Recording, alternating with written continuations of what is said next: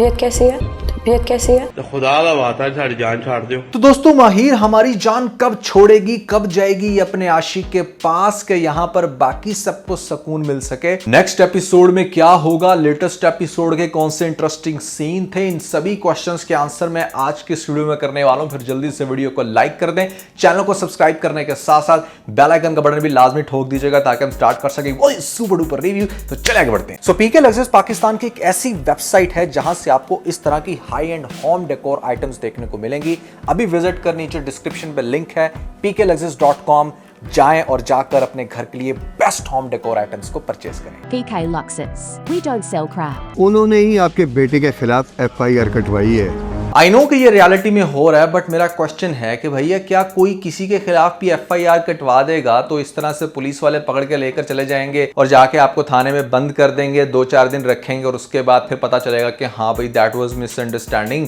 और फिर आपको बाहर निकाल दिया। क्या जिसने FIR कटवाई हो, झूठी FIR बिना इन्वेस्टिगेशन के, क्या उसके खिलाफ कार्रवाई नहीं करती है पुलिस? कोई भी बंदा जो पुलिस डिपार्टमेंट से है या फिर ऐसे में लॉ इन्फोर्समेंट का नॉलेज रखता है, मुझे कमेंट सेक्शन में जरूर बताएं। लेटेस्ट एपिसोड में मेरे साथ साथ आप सब लोगों पे कहर नाज़र हो गया होगा जिस टाइम आपको यह सीन दिखाया जाता है कि साथ एक तरफ जेल में बेचारा सड़ रहा है, इतनी बुरी कंडीशन उस अच्छे इंसान की जिसको उसकी अच्छाई का सिला मिल रहा है, दूसरी तरफ उसकी बीवी जा रही है अपने आशिक के पास। हाय हाय हाय हाय, ना सिर्फ जा रही है बल्कि उसके लिए हमदर्दी जिस तरह से इसकी फूट रही है और फिर घर आने के बाद भी कोई साथ के लिए सच खास तड़प नहीं दिखाएगी, उल्टा बड़ा रिलैक्सिंग मैनर में अपने बाप से पूछ रही है कि जब आपके आगे सारे रास्ते बंद हो तो आप क्या करते हो? भैया तुझे तो बैठ के सिर्फ साद का नाम लेना चाहिए, थोड़ी सी तो इंसानियत दिखा। मतलब यहाँ पर प्यार की बात तो हो ही नहीं रही, आप इंसानियत के नाते भी जिसके साथ आपका इतना क्लोज रिलेशन हो गया हो, आप कैसे इतना रिलैक्स होकर बैठ सकते हो कि ठीक है वो अगर जेल में है तो पड़ा जेल में सड़े, मैंने तो यहां पर सोचना है सिर्फ फरीब के बारे में। और फिर ये मोहतरमा कहती है कि पता नहीं क्यों हर कोई मुझे माजी का ताना देता है और फजूल सा मुंह बना के रोना शुरू हो जाती है। भाई अपने माजी से बाहर तो तू खुद नहीं आ रही। मान लिया कि उसी के साथ जिंदगी गुजारनी है तो फिर क्यों मुझे मेरे माजी के ताने मारते हैं? अभी थोड़ी देर पहले भी तुम अपने माजी में थी, वो जो हॉस्पिटल में है वो तुम्हारा माजी है। तुम्हें किस पागल कुत्ते ने काटा था कि तुम जाओ वहां पर उससे मिलने या अपनी हमदर्दी जगाने? और तो और टीजर में भी आप देख सकते हो कि अभी भी बैठकर अरीब से फोन पे बातें कर रही है कि तुम ठीक हो, पहले से बेहतर हो। तबीयत कैसी है? तबीयत कैसी है? ये सब क्या देखना पड़ रहा है?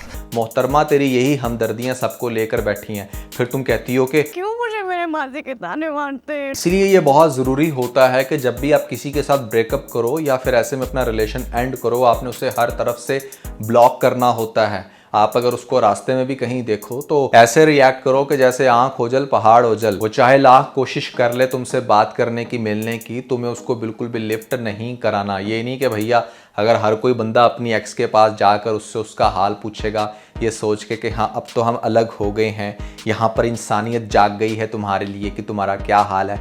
अरे पहले अपने हस्बैंड के लिए इंसानियत जगा लो। ऐ मोहब्बत तेरे अंजाम पे रोना आया।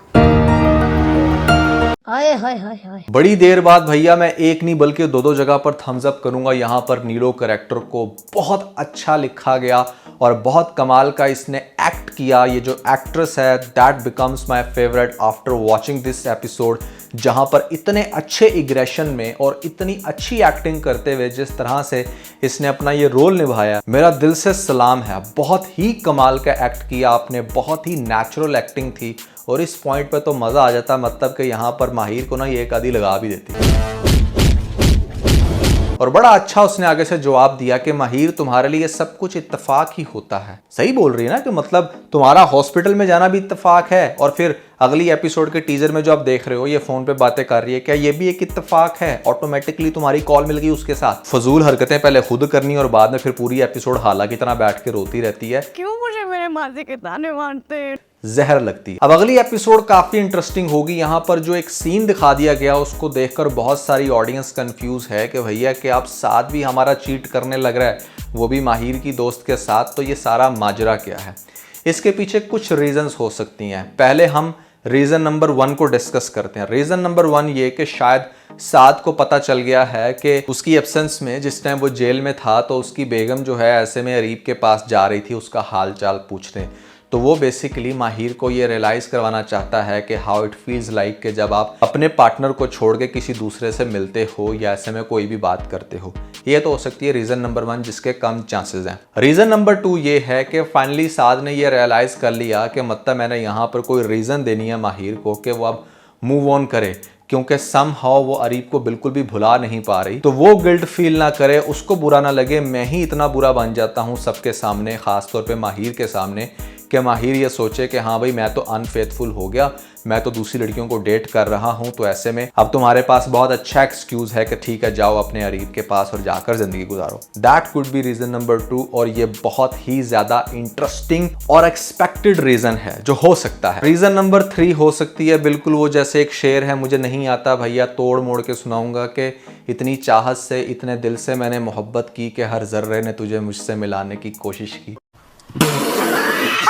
सॉरी साजिश की, पता नहीं क्या सही शेर आपने कमेंट में बताना है। मतलब ये कि सब लोगों ने मिलके यहाँ पर अब माहिर को इतना ज़्यादा हेट देना शुरू कर दिया, जिसमें साद की माँ भी एंगेज होगी, उसकी सिस्टर भी होगी, साद खुद भी अब ये चाहता है कि भैया ठीक है मूव ऑन कर, और फिर सबसे बढ़ के माहिर की अपनी माँ भी ये चाहती है शुरू से ही।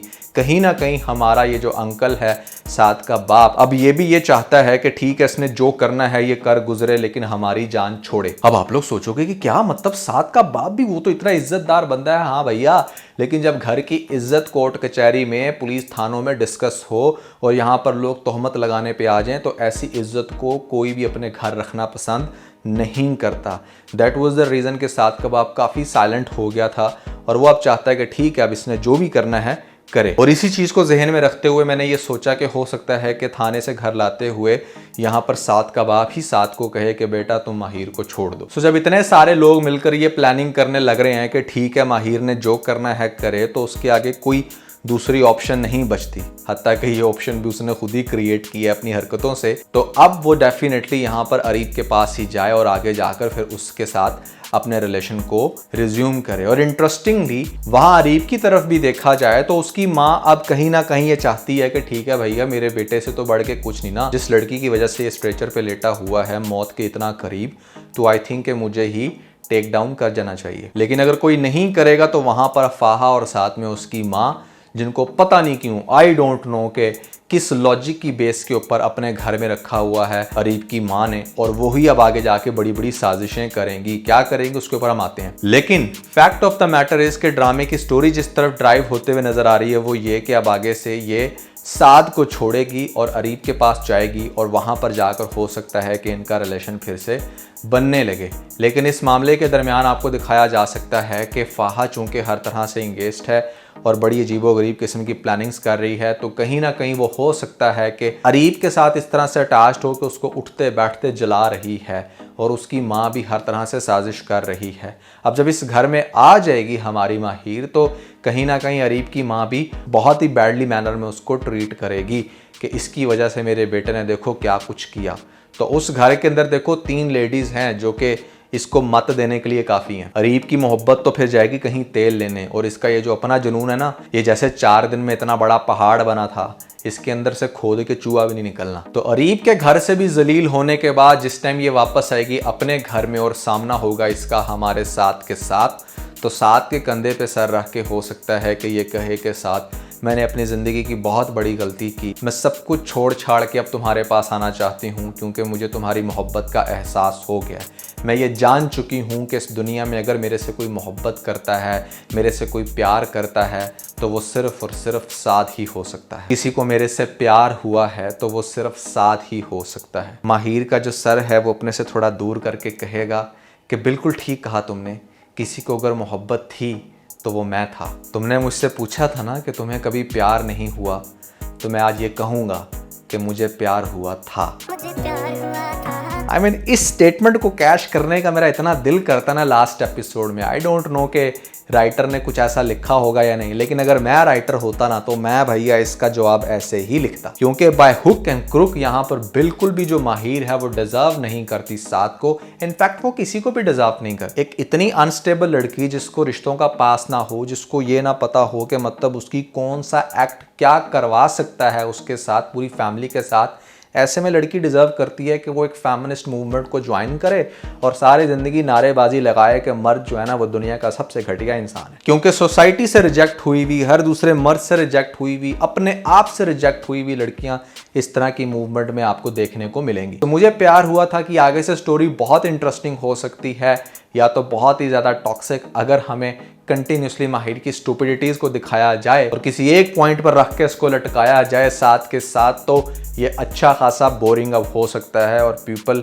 Might reject this drama. That's my prediction. तो भैया आपको क्या लगता है, कैसा जा रहा है मुझे प्यार हुआ था ड्रामा, जरूर बताइएगा नीचे मुझे कमेंट सेक्शन में। तो दोस्तों अगर आप लोगों ने जुर्म ड्रामे के ऊपर मेरा रिव्यू नहीं देखा, जो कि एक बहुत ही शॉर्ट ड्रामा है, मान लो कि ऐसे में 4, 5 या 6 एपिसोड का एक बहुत ही इंटरेस्टिंग एनालिसिस हुआ था, उसकी पहली 2 एपिसोड पे नहीं नज़रों से गुजरा, आपको कंप्लीट स्टोरी पता चल जाएगी। ऊपर लिंक मिलेगा, जल्दी से लिंक पे क्लिक करके वीडियो देख के अपना फीडबैक मुझे ज़रूर दीजिएगा।